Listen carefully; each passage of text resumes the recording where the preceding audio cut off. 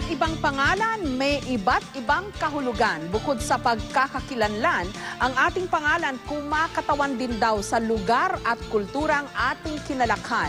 Pero ayon sa isang pag-aaral, may kinalaman din daw ang pangalan sa ating career. Si Cesar Apolinario on assignment. Baldo, parang mataba. Sofia, parang tingin ko mayaman, tas sosyal. Malakas ang katawan. Matikas, matigas.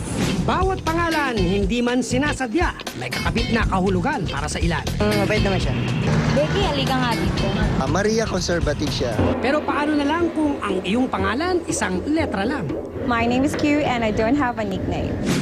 Nang nanay tatay ko, yun daw yung mga panahon na pahabaan ng name. So sabi niya, para kakaiba naman, Q na lang. Which is supposed to be, alam ko, Queen or Queenie, basta ganon. Sisiw man sa kanya ang pagsusulat ng pangalan, katakot-takot na pambubuli raw ang inabot niya sa mga kaklase. Ang hirap. Minsan tawag sa akin, banana, kayo kamote, kayo mga something similar na ganon. At kahit pa ngayong graduate na siya at nagkatrabaho na, marami pa rin daw siyang nararanasang aberya sa pag-asikaso ng mga dokumento. Pag nagka-apply ako sa ID, sa SSN, di tinanggap yung name ko, nalagyan pa ng period yun para mag-go through. So confusing siyang masyado.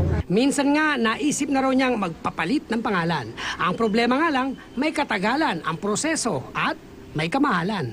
Pero kung sakit sa ulo ang pagkakaroon ng isang letrang pangalan, may magandang epekto naman daw ito sa kanyang career. Madali siyang ma-recognize ng teacher mo, lalo ng profession mo, kasi nag-iisa lang siya. Napatunayan na yan sa isang pag-aaral ng isang trend hunter agency sa Amerika. Mas matagumpay raw sa trabaho ang mga taong may maikling pangalan. Mas kaunti ang letra sa pangalan, mas mataas daw ang kinikita sa trabaho. Pero pag maiigsi, parang mas relaxed, mas friendly ang dating, lalo na mga nicknames, mas friendly. Sa Pilipinas, patok naman ang mga kakaibang pangalan. Gaya na lang ng mga batang ipinangalan sa mga malalakas sa bagyong gaya nina Ondoy at Yolanda. At ang batang si Liberty Ann na ipinangalan naman sa istasyon ng tren kung saan siya isinilang. Sa sikat na fast food chains naman kinuha ang pangalan ng magkakapatid na ito. At sa paglipas ng panahon, sumabay na rin ang ilan sa pagkakaroon ng high-tech na pangalan. Gaya na lang ni One.com na noong Millennium Year 2000 ipinanganak. Natural na tendency for us to extend ourselves sa ating mundo, sa ating kapaligiran, sa mga taong nasa paligid natin. Likas na romantiko rin daw ang mga Pilipino, kaya usong-uso ang mga pangalang halaw sa pangalan ng mga magulang. Gaya na lang ng anak ni Q na ipinangalan nilang mag-asawa na John Kiel.